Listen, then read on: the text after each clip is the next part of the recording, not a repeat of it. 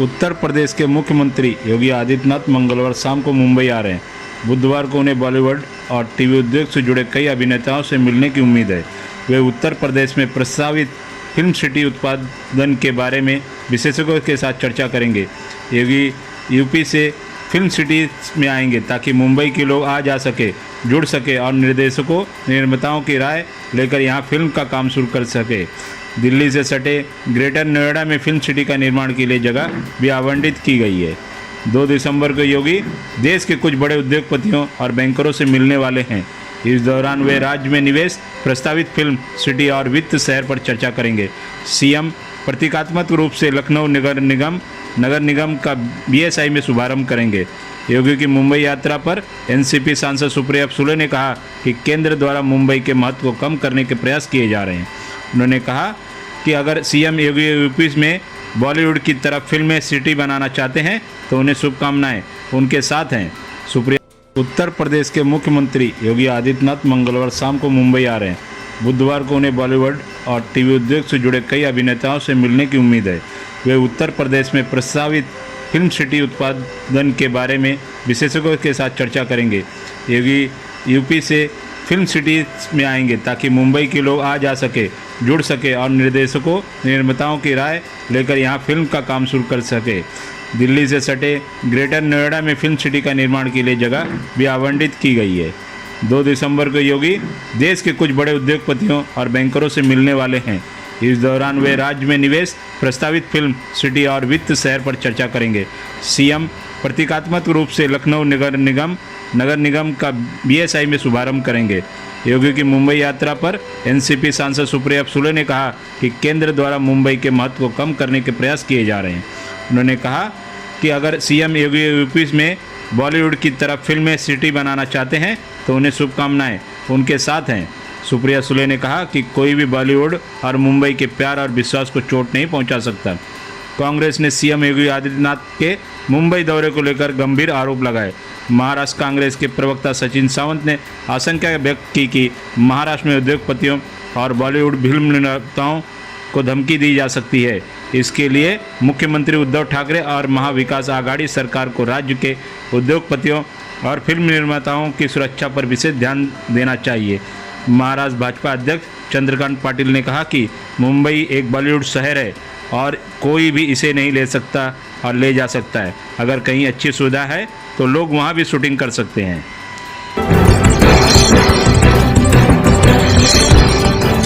महाराष्ट्र में ही नहीं बल्कि पूरे देश और दुनिया में साईं बाबा को पूजने वाले लोग हैं। देश के कोने कोने से लोग महाराष्ट्र में शिरडी में साईं बाबा के दर्शनों के लिए आते हैं। लेकिन अब शिरडी साईं मंदिर संस्थान ने भक्तों से मंदिर में भारतीय परिधान पहनकर आने की अपील की है।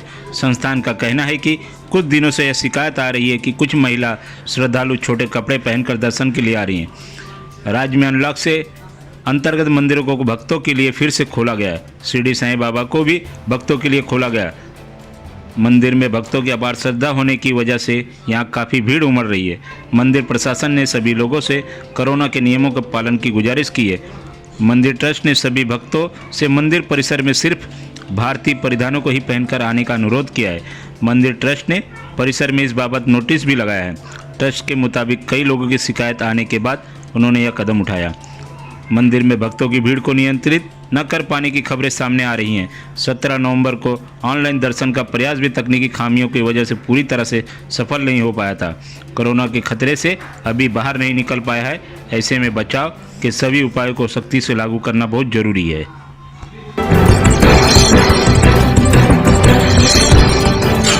महाराष्ट्र की 6 विधान परिषद सीटों पर मतदान जारी है। उद्धव ठाकरे की अगुवाई वाली महाविकास आघाड़ी की सरकार बनने के बाद यह उनकी पहली चुनावी परीक्षा है। आज राज्य की 3 स्नातक और 2 शिक्षक और 1 आरक्षित सीट के लिए मतदान हो रहा है। सभी स्थानों पर शिवसेना, कांग्रेस और एनसीपी का गठबंधन भाजपा के सामने मैदान में है।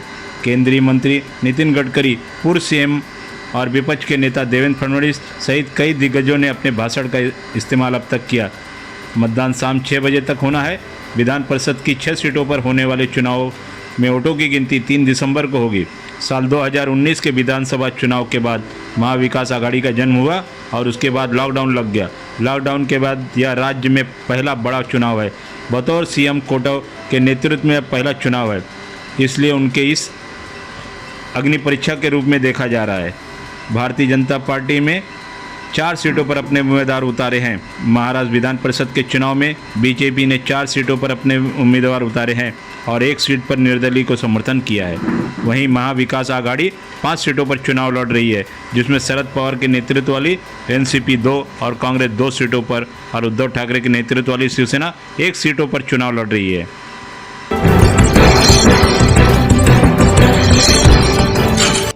धर्मनिरपेक्ष का मतलब धर्म से नफरत करना नहीं है।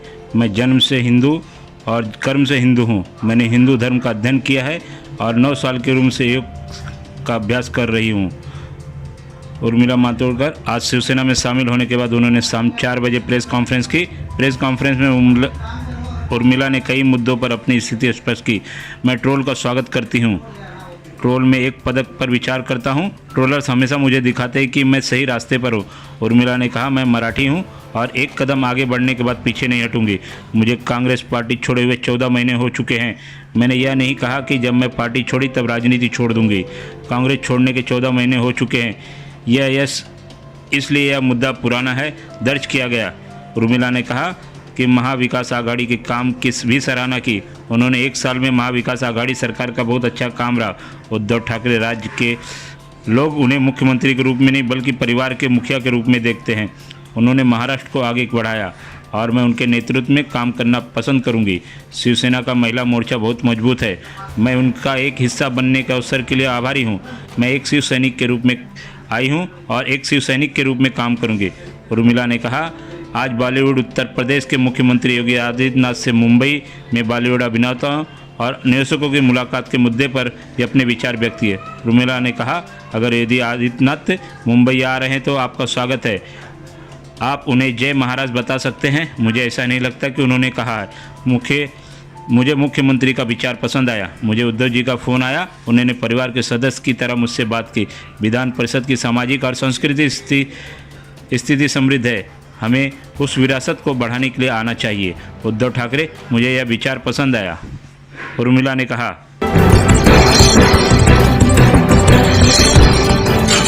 1.5 साल से मुंबई कांग्रेस का कोई अध्यक्ष नहीं। एकनाथ गायकवाड़, जिनकी उम्र 80 वर्ष से अधिक है, वर्तमान में मुंबई कांग्रेस के रूप में कार्यरत हैं। पिछले 1 साल से कांग्रेस कार्यकर्ता सुन रहे हैं कि मुंबई और महाराष्ट्र के अध्यक्ष बदले जाएंगे। हालांकि कांग्रेस कार्यकर्ताओं में नाराजगी की एक तस्वीर है, क्योंकि इन दोनों अध्यक्षों की नियुक्ति अभी तक खत्म नहीं हुई। बाला साहब थोरात को महाविकास आघाड़ी में मंत्री का पद दिए जाने के बाद पार्टी ने पूरे समय संगठन के लिए काम करने के लिए महाराष्ट्र में अध्यक्ष नहीं बनाया।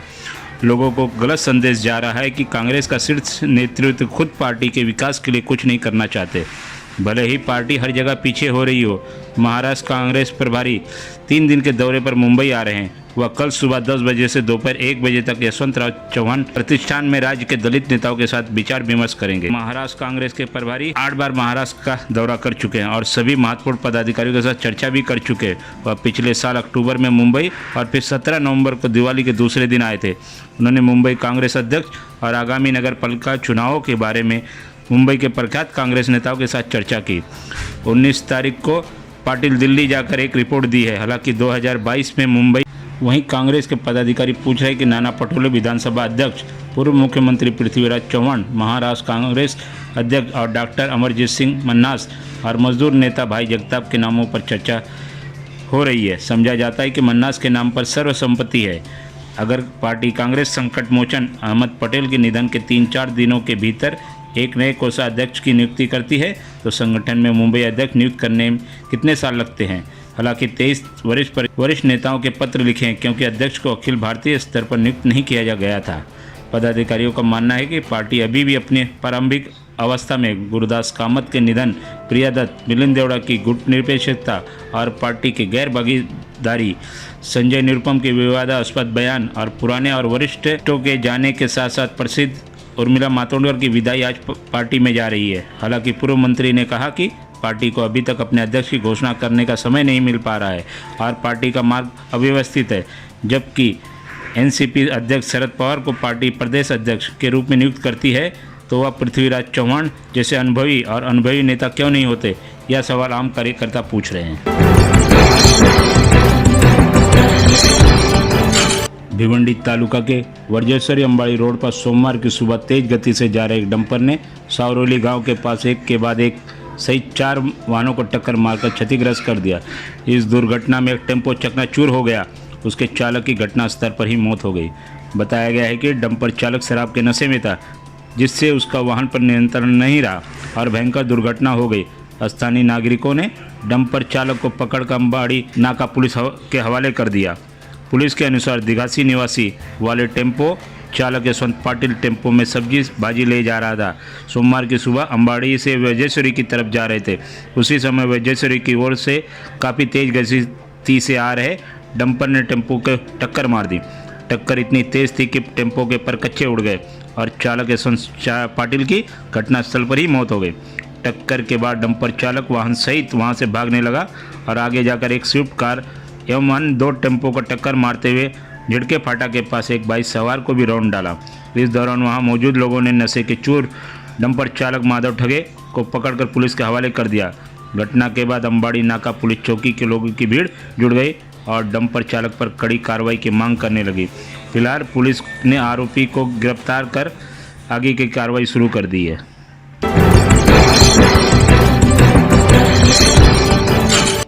यशस्विनी महिला ब्रिगेड के अध्यक्ष रेखा भाव साहब जरे पाटिल की धारदार हथियारों से गला काट कर हत्या कर दी गई। अहमदनगर पुलिस के मुताबिक सोमवार देर शाम अहमदनगर पुणे हाईवे पर किसी अज्ञात शख्स ने हमला किया। रेखा अहमदनगर की प्रभावशाली महिला नेता मानी जाती थी। उन्होंने कई सामाजिक मुद्दों को उठाते हुए आंदोलन किए थे। रेखा राष्ट्रवादी कांग्रेस पार्टी में भी सक्रिय थी। उनकी हत्या के बाद अहमदनगर में भी तनाव की स्थिति है। पुलिस फिलहाल इसे रोड रेज का मामला मान जांच आगे बढ़ा रही है। रेखा जरे अपनी कार से अहमदनगर आ रही थी। उप विभागीय पुलिस अधिकारी विशाल धुमे ने बताया कि कार में डॉक्टर रेखा के साथ उनकी मां और बेटा भी थे। हाईवे पर सिरूर गांव के पास एक बाइक सवार ने उनकी कार में टक्कर मार दी। इसके बाद दोनों के बीच कहासुनी हो गई। इतने में बाइक सवार एक युवक ने धारदार हथियार से रेखा जरे के गले पर हमला कर दिया और मौके से फरार हो गया। पुलिस के मुताबिक हमले में के बाद उन्हें अस्पताल लाया गया था, लेकिन तब तक उनकी मौत हो चुकी थी। उधर वारदात के बाद बाइक सवार दोनों हत्यारे आराम से वहां से निकल गए और भीड़ होने के बावजूद किसी ने उन्हें रोकने का प्रयास नहीं किया। पुलिस के मुताबिक बाइक सवार की तलाश के लिए दोनों टीमें गठित की गई हैं। दोनों टीमें बाइक सवार की तलाश में जुट गई हैं। हाईवे पर लगा सीसीटीवी कैमरे के फुटेज खंगाली जा रही है। अभी पुलिस को कोई बड़ा सुराग नहीं मिल पा रहा है।